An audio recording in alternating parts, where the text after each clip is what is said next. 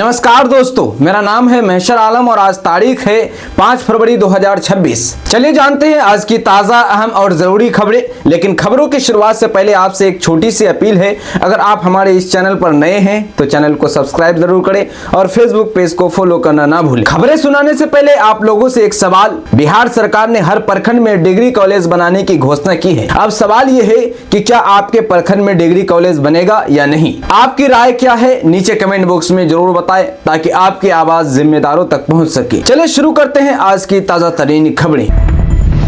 Hyundai और Tata safari के बाद अब रेंज रोवर में सफर करेंगे बिहार के मुख्यमंत्री सीएम नीतीश कुमार। मुख्यमंत्री के काफिले में शामिल होंगी 4 गाड़ियां। किशनगंज जिला के NH 27 पर ट्रक में लगी आग, उठी लपटे। किशनगंज में शॉर्ट सर्किट से लगी ये आग, फायर ब्रिगेड ने पाया काबू, घंटों उठा धुआं। बिहार में कोसी एक्सप्रेस 5 फरवरी से नए रूट से चलेगी। बख्तियारपुर, राजगीर, कोडरमा के रास्ते रांची जाएगी। तकनीकी कारणों से किया गया बदलाव। पूर्णिया के कारोबारी सूरज बिहारी मर्डर केस में पुलिस का शिकंजा, फरार बदमाशों के घर कुर्की की तैयारी। हत्या में शामिल 7 आरोपियों की संपत्ति जब्त होगी। पटना पूर्णिया समेत 4 एक्सप्रेसवे का निर्माण शुरू। बिहार के 4 एक्सप्रेसवे पर अगले कुछ वर्षों में फर्राटा भरेंगे गाड़ियां। पूर्णिया में करंट लगने से किसान की गई जान, खेत में पटवन के दौरान हादसा। पत्नी बोली पति ही पूरे परिवार का सहारा थे। बिहार के मधेपुरा में इंजीनियरिंग कॉलेज के हॉस्टल में बीटेक छात्रा की संदिग्ध हालात में मौत, परिजनों ने लगाया मर्डर का आरोप। अररिया जिला के डीएम ने बैंकों को दिया सख्त निर्देश, स्वरोजगार योजनाओं में 6 फरवरी तक 100% लोन स्वीकृति का अल्टीमेट। बिहार के मुख्यमंत्री नीतीश कुमार की बड़ी सौगात, 50 साल से अधिक आयु वाले कलाकारों को मिलेगी पेंशन। अगर आप भी हैं 50 साल से ज्यादा उम्र के कलाकार तो आप भी कर सकते हैं आवेदन। बिहार के नवादा में निगरानी अन्वेषण ब्यूरो की बड़ी कार्रवाई, राजस्व कर्मचारी गुलशन कुमार 35,000 रुपए की रिश्वत लेते रंगे हाथों गिरफ्तार। कटिहार में जाति आय आवासीय प्रमाण पत्र बनाने को लेकर भटक रही है छात्राएं। समेली के मुरादपुर पंचायत में महीनों से है परेशानी, ऑनलाइन खामियों के चलते आवेदन लंबित। पटना का 3 लाख का इनामी अपराधी बेंगलुरु से गिरफ्तार। छोटे सरकार हत्याकांड में STF को बड़ी सफलता।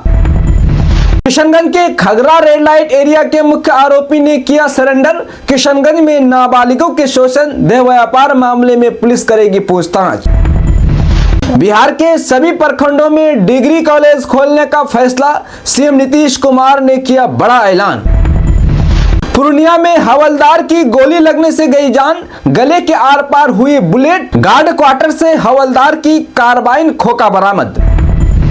बिहार के 3 जिलों में बनेंगे डिजिटल तारामंडल। NIT पटना में खुलेगा इंक्यूबेशन सेंटर। बिहार में विज्ञान और स्टार्टअप की नई उड़ान। बिहार में सक्षमता परीक्षा पास शिक्षक अभ्यर्थियों के प्रमाण पत्रों का होगा वेरिफिकेशन। 5 स्लॉट में होगी जांच। बिहार के गया में रेलवे स्टेशन बना तस्करी का अड्डा। करोड़ों के स्वर्ण बुआ सांप के धंधेबाजी का हुआ पर्दाफाश, दबोचे गए 2 गिरफ्तार। अररिया सांसद ने बिहार बजट 2026 को बताया ऐतिहासिक, कहा सीमांचल के विकास की नई उम्मीदें जगी। बिहार के मुख्यमंत्री नीतीश कुमार के बेटे निशांत कुमार पहुंचे धार्मिक नगरी वृंदावन। न सुरक्षा न शोर, बस सादगी। बिना VIP प्रोटोकॉल के ई-रिक्शा से भ्रमण किए। बिहार की सियासत में हो गया खेला, तेजस्वी यादव को लगा बड़ा झटका। जी हां, दिग्गज नेता रियाजुल हक ने थाम लिया JDU का दामन। किसानों की डिजिटल पहचान, बिहार में फार्मर रजिस्ट्री अभियान। 6 फरवरी तक फ्री में बनेगी फार्मर ID। पूर्णिया में शॉर्ट सर्किट से लगी आग, 2 गैस सिलेंडर फटा, घर हो गए मलबे में तब्दील। 1.5 लाख कैश, कीमती सामान और अनाज जलकर राख। कटिहार के सांसद तारिक अनवर ने रेल मंत्री से की मुलाकात। कटिहार सीमांचल की कई ट्रेनों के फेरे बनाने की मांग। आत्मनिर्भर बिहार के संकल्प को मजबूत करने वाला बजट। कटिहार के विधायक तार किशोर प्रसाद ने बिहार बजट की तारीफ की। बिहार विधानसभा शून्यकाल में कदवा विधायक की मांग। बिहार इंटर परीक्षा में 1 से 2 मिनट के लेट छात्रों को दोबारा मौका दे सरकार, भविष्य से जुड़ा है मामला। बिहार के बक्सर में उत्पाद पुलिस ने शराब तस्करी के खिलाफ बड़ी कार्रवाई की। चिल्हर नहर धनसोई रोड के पास 438 लीटर विदेशी शराब बरामद। पटना के चकबैरिया में हजारों महिलाओं ने निकाली कलश यात्रा। लक्ष्मी नारायण महायज्ञ प्राण प्रतिष्ठा का आयोजन, 5 दिन तक चलेगी कथा। बिहार की राजधानी पटना का नाम पाटलिपुत्र करने की मांग राज्यसभा में उठी। उपेंद्र कुशवाहा ने राज्यसभा में रखी मांग, कहा पाटलिपुत्र नाम गौरव का प्रतीक। बीजेपी के नवनियुक्त राष्ट्रीय अध्यक्ष नितिन नवीन के पटना दौरे को लेकर भाजपा की बैठक। बीजेपी राष्ट्रीय अध्यक्ष बनने के बाद पहली बार आ रहे हैं बिहार, बापू सभागार में होगा नागरिक अभिनंदन। बिहार के छपरा सिवान मेन रोड पर हाईवा बाइक की टक्कर, 2 की गई जान, ड्राइवर फरार। रास्ते में एक घायल ने तोड़ा दम, दूसरे का इलाज के दौरान मृत्यु। बिहार के सारण में एसबीआई एटीएम काटने की कोशिश नाकाम। कंपनी की सूचना पर पुलिस सक्रिय, सारण एसएसपी घटनास्थल पर पहुंचे। बिहार के मधुबनी में चोरी की बाइक के साथ युवक गिरफ्तार। पतोना पुलिस ने वाहन चेकिंग में पकड़ा, चेसिस नंबर से छेड़छाड़, आरोपी जेल भेजा गया। नीट छात्रा रेप मौत मामले में एसआईटी का दुष्कर्म से इनकार नहीं, आरोपी कौन पता नहीं। 15 मिनट की प्रेस कॉन्फ्रेंस किया पुलिस, सवालों के जवाब नहीं दे पाए एसएसपी। दोस्तों, बिहार लोक सेवा आयोग बीपीएससी की चौथे चरण की शिक्षक भर्ती परीक्षा TRE-4 पर आंदोलन का ऐलान हो गया है। छात्र नेता दिलीप कुमार ने नीतीश सरकार की TRE-4 का विज्ञापन निकालने की मांग करते हुए 16 फरवरी को पटना में बड़े आंदोलन की घोषणा की। उन्होंने राज्य भर से शिक्षक अभ्यर्थियों को इससे जुड़ने का आह्वान किया है। छात्र नेता ने शिक्षा मंत्री पर वादा खिलाफी का आरोप लगाया और कहा कि उन्हें सुनील कुमार पर भरोसा नहीं है। दिलीप कुमार ने बुधवार को मीडिया से बातचीत में कहा कि नीतीश सरकार ने बजट में 1 करोड़ नौकरियों और रोजगार की बात कही है। पूरे देश में सबसे ज्यादा नौकरियां अभी बिहार में ही मिल रही है, मगर सरकार जो वादा करती है उसे भी पूरा करना चाहिए। उन्होंने कहा कि बिहार विधानसभा चुनाव से पहले नीतीश सरकार ने वादा किया था कि TRE-4 की विज्ञप्ति जल्द जारी की जाएगी। 16 जुलाई 2025 को सीएम ने ट्वीट कर इसकी बात कही थी। उन्होंने कहा कि इसके बाद शिक्षा मंत्री सुनील कुमार ने भी प्रेस कॉन्फ्रेंस का विज्ञापन और परीक्षा की तारीखों की घोषणा कर दी थी। हालिया चुनाव में नीतीश सरकार को प्रचंड बहुमत मिला। नई सरकार का गठन हुए 3.5 महीने हो गए, लेकिन अभी तक बीपीएससी TRE-4 का विज्ञापन नहीं आया है। दोस्तों, बिहार के भागलपुर जिले में पुलिस ने एक महिला को उसके बच्चे के साथ आत्महत्या करने से रोक लिया। पुलिस जवान ने आखिरी क्षण में महिलाओं को बच्चा सहित विक्रमशिला सेतु से नीचे कूदने से रोका और एक साथ 2 जिंदगियां बचा ली।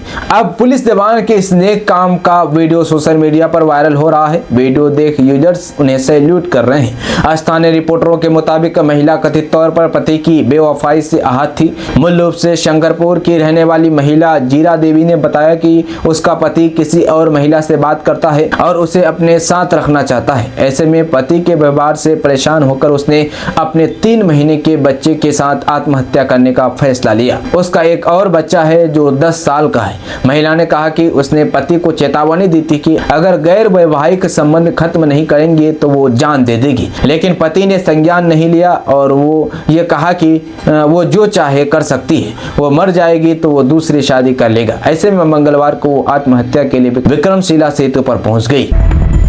दोस्तों, बिहार विधानसभा चुनाव 2025 के नतीजों के बाद जनसुराज पार्टी के सूत्रधार प्रशांत किशोर शांत थे, लेकिन वे एक बार फिर से एक्टिव होने जा रहे हैं। बुधवार 4 फरवरी 2026 को पार्टी की ओर से पटना में प्रेस कॉन्फ्रेंस की गई। इस दौरान हाल में पेश हुए बिहार बजट पर प्रतिक्रिया दी गई और साथ ही प्रशांत किशोर के बिहार भ्रमण को लेकर भी जानकारी दी गई।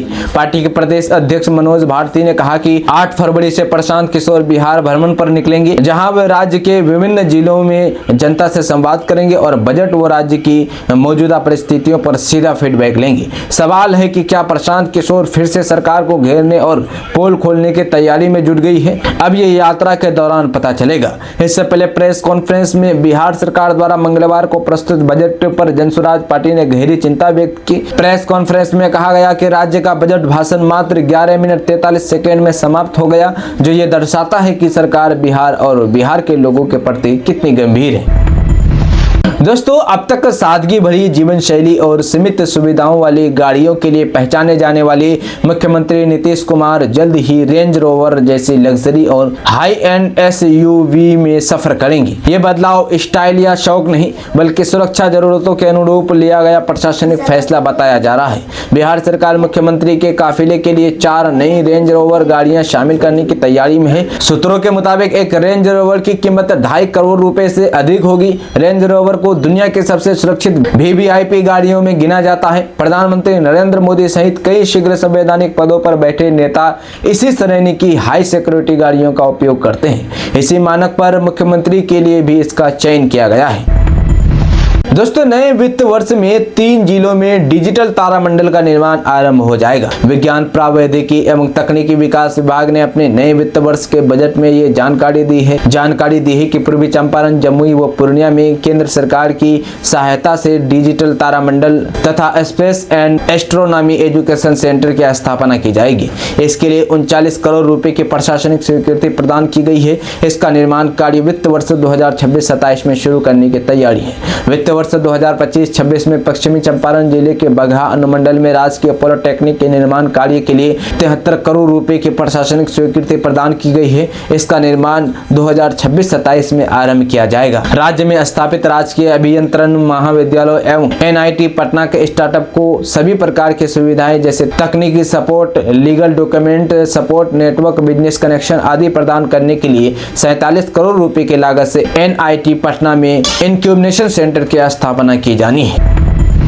दोस्तों, धार्मिक नगरी वृंदावन में बुधवार को एक ऐसा नजारा देखने को मिला जिसने सबको हैरान कर दिया। बिहार के मुख्यमंत्री नीतीश कुमार के इकलौते बेटे निशांत कुमार अपने परिवार के साथ भगवान के दर्शन करने पहुंचे। आमतौर पर बड़े राजनेताओं के परिवार भारी सुरक्षा और VIP प्रोटोकॉल के साथ चलते हैं, पर निशांत कुमार बिल्कुल अलग अंदाज में नजर आए। वह बिना किसी सुरक्षा घेरे और तामझाम के वृंदावन की तंग गलियों में ई-रिक्शा पर बैठकर घूमते दिखे। उनका ये सादा और जमीन से जुड़ा व्यक्तित्व स्थानीय लोगों और वहां आए श्रद्धालुओं के बीच चर्चा का विषय बन गया। निशांत कुमार ने वृंदावन के विभिन्न मंदिरों में दर्शन किए और भक्ति में वातावरण का आनंद लिया। सामने आए वीडियो और तस्वीरों में वो एक आम पर्यटक की तरह गलियों में पैदल चलते और जल निकायों के पास समय बिताते हुए दिखाई दिए। उनके चेहरे पर वही मुस्कान और सादगी थी जो एक सच्चे आध्यात्मिक व्यक्ति की पहचान होती है। किसी बड़े VIP प्रोटोकॉल की कमी ने उन्हें आम लोगों के और भी करीब ला दिया। स्थानीय लोगों के लिए दृश्य बहुत चौंकाने वाला था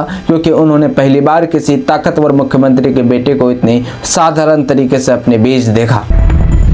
दोस्तों, बिहार सरकार की मुख्यमंत्री महिला रोजगार योजना के तहत राज्य की लाखों महिलाओं के लिए बड़ी खुशखबरी सामने आ रही है। योजना के तहत सरकार ने सफल लाभार्थियों को चिन्हित करने की प्रक्रिया शुरू कर दी है। इसके बाद जीविका समूह के माध्यम से जिलेवार प्रशिक्षण कार्यक्रम आयोजित किए जाएंगे और पात्र महिलाओं को 2-2 लाख रुपए का अनुदान दिया जाएगा। सरकारी स्तर पर यह प्रयास किया जा रहा है कि 15 फरवरी से पहले प्रशिक्षण का पहला चरण शुरू कर दिया जाए ताकि नए वित्त साल की शुरुआत में ही चयनित जीविका दीदियों के बैंक खातों में 2 लाख रुपए की राशि ट्रांसफर की जा सके।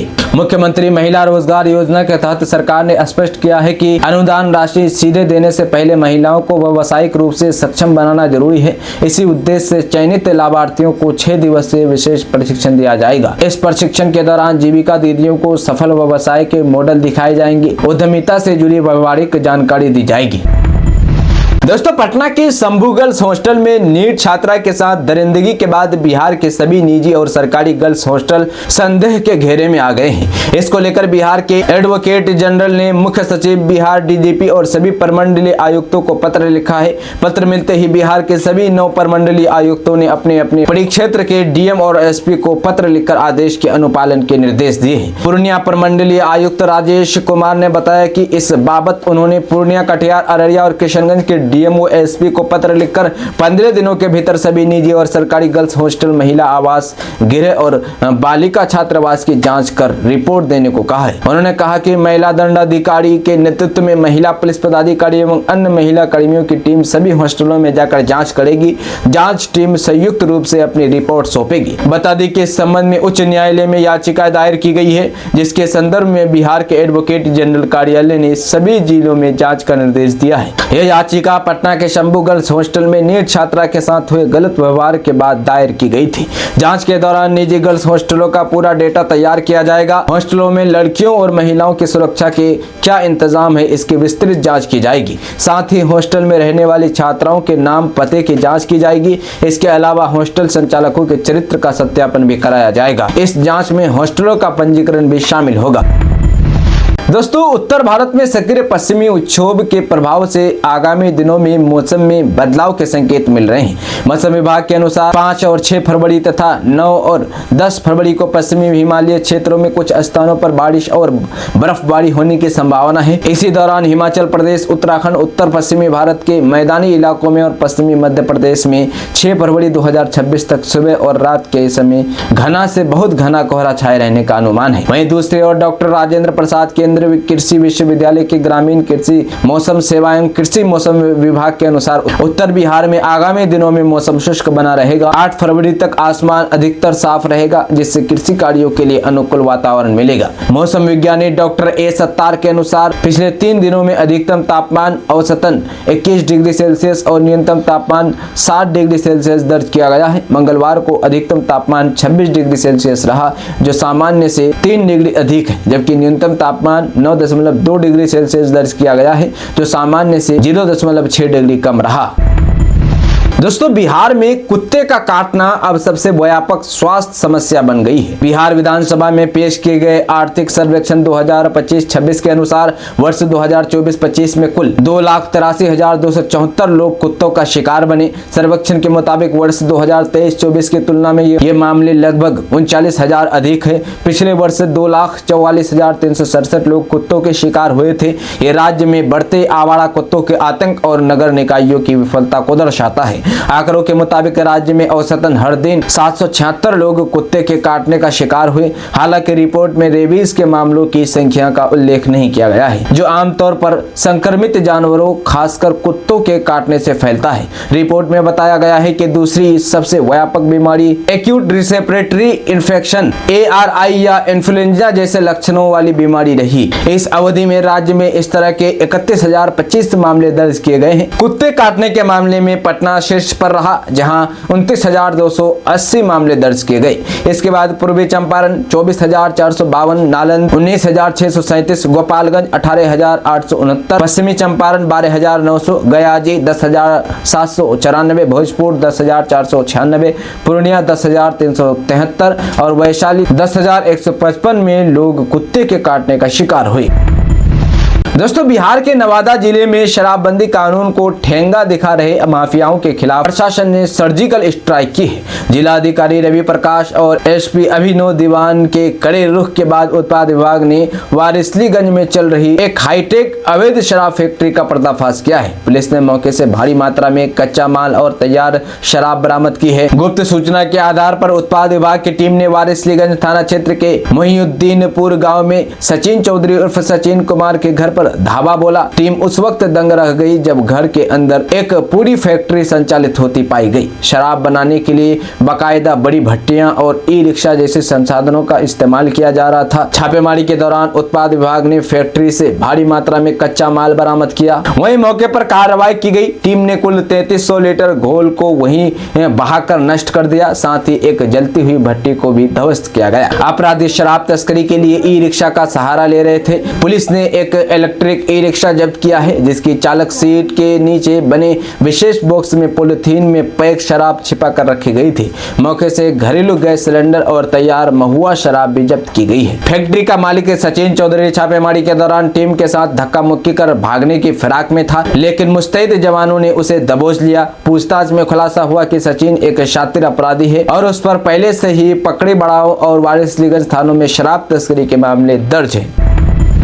दोस्तों, बिहार में बढ़ते साइबर अपराध के खिलाफ STF और आर्थिक अपराध इकाई EOU ने शेखपुरा जिले में एक बड़ी सफलता हासिल की है। बरबीघा थाना क्षेत्र के छबीला टेका गांव में की गई संयुक्त छापेमारी के दौरान पुलिस ने एक संगठित साइबर ठगी गिरोह का पर्दाफाश करते हुए 5 आरोपियों को धर दबोचा है। यह गिरोह जाली लोन ऐप के जरिए भोले भाले लोगों को अपना शिकार बना रहा था। साइबर DSP ज्योति कुमारी ने बुधवार को प्रेस कॉन्फ्रेंस में बताया कि पटना से मिली गुप्त सूचना के आधार पर STF और EOU एसओयू की टीम ने छबीला टेका गांव में दबिश दी। छापेमारी के दौरान 1 दर्जन से अधिक संदिग्धों को हिरासत में लेकर पूछताछ की गई, जिनमें से 5 की संलिप्तता पुख्ता होने पर उन्हें गिरफ्तार कर लिया गया। हालांकि अंधेरे और भौगोलिक स्थिति का फायदा उठाकर 2 आरोपी भागने में सफल रहे, जिनकी तलाश जारी है। जांच में ये चौंकाने वाला खुलासा हुआ कि आरोपी नामक फर्जी लोन ऐप का सहारा लेकर ठगी कर रहे थे। ये अपराधियों का गिरोह लोगों को सोशल मीडिया और मैसेज के जरिए बेहद सस्ते ब्याज दर पर लोन देने का प्रलोभन देता था। एक बार जब कोई व्यक्ति इनके जाल में फंस जाता तो वे प्रोसेसिंग फीस और अन्य शुल्कों के नाम पर उनसे मोटी रकम वसूल लेते थे। दोस्तों, राज्य में पंचायती राज व्यवस्था को साफ सुथरा और जवाबदेह बनाने की दिशा में सरकार ने बड़ा कदम उठाने का संकेत दिया है। निचले स्तर से लेकर ऊपर तक किसी भी तरह के भ्रष्टाचार पर अब सख्ती से रोक लगेगी। इसे लेकर पंचायती राज विभाग में जल्द ही एक विशेष मॉनिटरिंग सेल का गठन किया जाएगा, जिसकी प्रक्रिया विभागीय स्तर पर चल रही है। ये बातें बुधवार को सर्किट हाउस में हुए प्रेस वार्ता के दौरान पंचायती राज मंत्री दीपक प्रकाश ने कही। मंत्री ने साफ शब्दों में कहा कि अगर विभाग से जुड़ी किसी भी योजना, निर्माण कार्य या प्रक्रिया में गड़बड़ी, अनियमितता या गुणवत्ता की कमी की शिकायत मिलती है तो उसकी जानकारी सीधे विभाग को दी जाएगी। शिकायत सही पाए जाने पर दोषियों के खिलाफ कार्रवाई तय है। उन्होंने कहा कि अब पंचायत स्तर पर काम में लापरवाही बर्दाश्त नहीं की जाएगी। वहीं मंत्री दीपक प्रकाश ने बताया कि ग्राम कचहरी से जुड़े सरपंच, पंच, पंचायत सचिव और न्याय मित्रों को विशेष प्रशिक्षण दिया जाएगा। इसके साथ ही इन्हें एक्सपोजर विजिट पर भी भेजा जाएगा ताकि वे दूसरे स्थानों पर बेहतर ढंग से चल रही ग्राम कचहरियों से सीख ले सके। उद्देश्य यह है कि छोटे मोटे विवादों का निपटारा गांव में ही हो ताकि लोगों को थाने और कोर्ट के चक्कर कम लगाने पड़े। दोस्तों, बिहार के दरभंगा जिले से एक हैरान कर देने वाला मामला सामने आया है। कुशेश्वर स्थान थाना क्षेत्र के हरिनगर गांव के 70 लोगों के खिलाफ नामजद एफआईआर की गई है। ये सभी ब्राह्मण जाति से हैं। साथ ही 100 से 150 अज्ञात को भी अभियुक्त बनाया गया है। एक पुलिस पदाधिकारी ने बताया कि इस केस में 12 लोगों की गिरफ्तारी हुई है। आगे की जाँच हो रही है। एफआईआर कॉपी के अनुसार हरिनगर गाँव निवासी अशरफी पासवान ने कुशेश्वर स्थान थाने में आवेदन दिया है, जिसके आधार पर यह केस हुआ है। इसमें अशरफी पासवान की ओर से कहा गया है कि मजदूरी का पैसा मांगने पर ब्राह्मणों ने जाति सूचक शब्दों का इस्तेमाल किया, मारपीट भी की। इसी के बाद ये पूरा मामला थाने तक पहुंचा है। अशरफी पासवान ने पुलिस को दिए आवेदन में कहा है कि हेमंत झा के पास उनके बेटे की करीब 2.5 लाख मजदूरी है। करीब 5 साल पहले का ये बकाया है। 30 जनवरी 2026 को दोनों पक्षों की ओर से मामले को पंचायत में रखा गया। इस दौरान हंगामा शुरू हो गया। इसके बाद 31 जनवरी की सुबह करीब 7 बजे जब उनका लड़का विक्रम सब्जी लेकर घर की ओर आ रहा था तो हेमंत झा, ओम प्रकाश झा आदि ने मिलकर लाठी डंडे, लोहे के रोड से हमला कर दिया। जाति सूचक शब्दों का इस्तेमाल किया गया, जिसके बाद सभी गांव वालों पर केस कर दिया गया है। दोस्तों, नीट छात्रा की मौत मामले में राजनीति तेज हो गई। इस घटना पर पूर्णिया सांसद पप्पू यादव लगातार बोल रहे हैं, आवाज उठा रहे हैं और सोशल मीडिया के जरिए भी खूब पोस्ट कर रहे हैं और सरकार को घेर भी रहे हैं। इसी बीच मुख्यमंत्री नीतीश कुमार की पार्टी जेडीयू की ओर से बुधवार 4 फरवरी 2026 को करारा जवाब दिया गया है। पप्पू यादव पर निशाना साधते हुए जेडीयू के प्रवक्ता नीरज कुमार ने उन्हें राजनीति का लंपट बताया है। उन्होंने कहा कि इन्हें बिहार की बेटी के बारे में ज्ञान नहीं है। मुझे गहरी पीड़ा है, ऐसे लोग सांसद हो जाते हैं, लानत है, दुर्भाग्य है। नीरज कुमार ने पप्पू यादव को घेरते हुए सवाल उठाया कि क्या पूर्णिया की बेटी पढ़ाई नहीं कर रही है, आईएएस नहीं बन रही है। उन्होंने कहा कि ये पप्पू यादव जहानाबाद में न्याय मार्च के नेतृत्व करता थे और स्मारक पत्र पर इनका हस्ताक्षर नहीं है। वो इसलिए कि जो साइन किया हो फंसेगा तो अपना फंसे। जेडीयू प्रवक्ता ने कहा कि निर्भया कांड के बाद सुप्रीम कोर्ट का ये निर्देश था कि आप बेटी या किशोर की पहचान नहीं बता सकते हैं। ये बताना दंडनीय अपराध है। माता पिता, अभिभावक किसी तरह की पहचान साझा करना गलत है। जहानाबाद में पप्पू यादव मार्च के नेतृत्व करता थे तो कैसे लड़की का नाम सामने आया, किसने अधिकार दिया। एक सवाल पर नीरज कुमार ने कहा कि ये पप्पू यादव दूसरे का काला चिट्ठा क्या खोलेंगे, मुकदमा का बोझ देकर माथा पर घूम रहे हैं और ज्ञानी पुरुष बन रहे हैं। उनके ज्ञान को चुनौती कौन देगा। नीरज कुमार ने सख्त लहजे में पप्पू यादव को कहा कि आप बिहार की बेटी के बारे में अनर्गल टिप्पणी करना बंद करिए। दोस्तों, बिहार विधानसभा में बजट 2026 को लेकर सियासत तेज हो गई है। बजट पेश होते ही विपक्ष की आलोचना पर उद्योग मंत्री दिलीप जायसवाल ने कड़ा एतराज जताया है। उन्होंने कहा कि आज का विपक्ष इतना विद्वान हो गया है कि बिना बजट समझते ही प्रतिक्रिया दे देते हैं, जबकि पहले बजट को समझने में 2 दिन तक लगते थे। मंत्री दिलीप जायसवाल ने कहा कि बिहार का बजट विस्तृत और तकनीकी होता है, इसे समझने के लिए समय चाहिए, लेकिन विपक्ष ने बजट पेश होते ही नकारात्मक प्रतिक्रिया दे दी। उन्होंने कटाक्ष करते हुए कहा कि विपक्ष का यह रवैया बताता है कि उसने बजट को पढ़ने या समझने की कोशिश तक नहीं की। विपक्ष द्वारा उद्योग विभाग को कम बजट मिलने के आरोप पर दिलीप जायसवाल ने स्पष्ट किया है कि केवल एक विभाग को देखकर निष्कर्ष निकालना गलत है। उन्होंने कहा कि भले ही उद्योग विभाग को सीधे तौर पर कम राशि मिली हो, लेकिन उससे जुड़े सहायक विभागों को पर्याप्त बजट दिया गया है। दोस्तों, बिहार के मुख्यमंत्री नीतीश कुमार ने शिक्षा क्षेत्र को मजबूत बनाने के लिए बड़ी घोषणा की है। उन्होंने सोशल मीडिया प्लेटफॉर्म एक्स पर बताया कि राज्य के 55 प्रतिष्ठित विश्वविद्यालयों और शिक्षण संस्थानों को सेंटर ऑफ एक्सीलेंस के रूप में विकसित किया जाएगा। इसमें पटना यूनिवर्सिटी भी शामिल है। 7-3 के तहत उन्नत शिक्षा उज्ज्वल भविष्य योजना में यह फैसला लिया गया है। सरकार का लक्ष्य है कि छात्रों, खासकर लड़कियों को उच्च शिक्षा के लिए दूर न जाना पड़े। इसी वजह से सभी प्रखंडों में डिग्री कॉलेज खोलने का निर्णय लिया गया है। फिलहाल बिहार के 534 प्रखंडों में से 213 प्रखंड ऐसे हैं जहां कोई डिग्री कॉलेज नहीं है। पहले चरण में इन सभी प्रखंडों में कॉलेज खोले जाएंगे और जुलाई 2026 तक पढ़ाई शुरू करने का निर्देश दिया गया है। सरकार का मानना है कि इससे युवाओं को रोजगारपरक शिक्षा मिलेगी और राज्य के विकास को गति मिलेगी। दोस्तों, बिहार की सड़कों पर अब न केवल गाड़ियां दौड़ेगी, बल्कि प्रदेश के विकास की रफ्तार भी सुपर फास्ट होने वाली है। प्रदेश के लोगों को अब जाम और संकरी सड़कों की परेशानी नहीं होगी। दरअसल नीतीश सरकार के नए रोड मैप ने प्रदेश में सड़कों की क्रांति का ऐलान कर दिया है। पथ निर्माण विभाग ने नए वित्त वर्ष के बजट में एक ऐसा इंफ्रास्ट्रक्चर मास्टर प्लान पेश किया है जो बिहार की भौगोलिक और आर्थिक तस्वीर बदल देगा। 4 नए शानदार एक्सप्रेसवे और हर सिंगल लेन सड़क को डबल लेन में बदलने की इस बड़ी योजना से न केवल शहरों की दूरी घटेगी, बल्कि नदियों पर बनने वाले नए पुल बिहार की समृद्धि के नए द्वार खोले। पथ निर्माण विभाग के अनुसार वर्ष 2030 तक 7-3 के तहत कुल 5 नए एक्सप्रेसवे का निर्माण कराया जाएगा। विभाग ने स्पष्ट किया है कि ग्रामीण और शहरी दोनों क्षेत्रों में सड़क नेटवर्क को मजबूत करना प्राथमिकता है, ताकि आवागमन सुगम हो सके और आर्थिक गतिविधियों को बढ़ावा मिले। बजट में वर्ष 2025-26 के दौरान पूरी की गई प्रमुख परियोजनाओं का भी उल्लेख किया गया है। पटना में जेपी गंगा पथ के कंगन घाट से दीदारगंज तक के हिस्से का लोकार्पण किया गया। इसके अलावा राज्य के पहले डबल डेकर फ्लाईओवर गांधी मैदान स्थित कारगिल चौक से अशोक राजपथ के बीच बने फ्लाईओवर को भी जनता के लिए खोल दिया गया। मीठापुर पहुली एलिवेटेड पथ परियोजना के तहत भुक्तिपुर से पुनपुन तक का कार्य पूरा कर इसका लोकार्पण किया गया। वहीं कच्ची दरगाह बिदुरपुर पुल के पटना से राघोपुर अंश को भी यातायात के लिए चालू कर दिया गया है। दोस्तों, राष्ट्रपति के अभिभाषण के दौरान राज्यसभा सदस्य और राष्ट्रीय लोक मोर्चा के राष्ट्रीय अध्यक्ष उपेंद्र कुशवाहा ने पटना का नाम पाटलिपुत्र रखने की मांग उठाई। उपेंद्र कुशवाहा राष्ट्रपति के अभिभाषण पर धन्यवाद प्रस्ताव के दौरान बातें रखी। उपेंद्र कुशवाहा ने कहा कि महामहिम राष्ट्रपति ने अपने भाषण में अतीत के क्षणों को याद करते हुए कहा कि जब देशवासी अतीत के महान पड़ाव और अपने पूर्वजों के महान योगदान को याद करते हैं तो नई पीढ़ी को प्रेरणा मिलती है। ये प्रेरणा विकसित भारत की और हमारी यात्रा को गति देती है। महामहिम के इन पंक्तियों से हमें भारत का वह कालखंड याद आता है जब इस देश को सोने की चिड़िया कहा जाता था। उन्होंने कहा कि मौर्य काल के वक्त हमारे देश की सीमा बांग्लादेश, भूटान, अफगानिस्तान, नेपाल सब भारत की सीमा में हुआ करता था। इसके प्रतीक चिन्ह आज भी अतीत के रूप में हमारे सामने है। इसलिए हमारी ड्यूटी बनती है कि हम उन कालखंडों पर जो धूल पड़ा है उसको साफ करें और जीवंत बनाने का काम करें।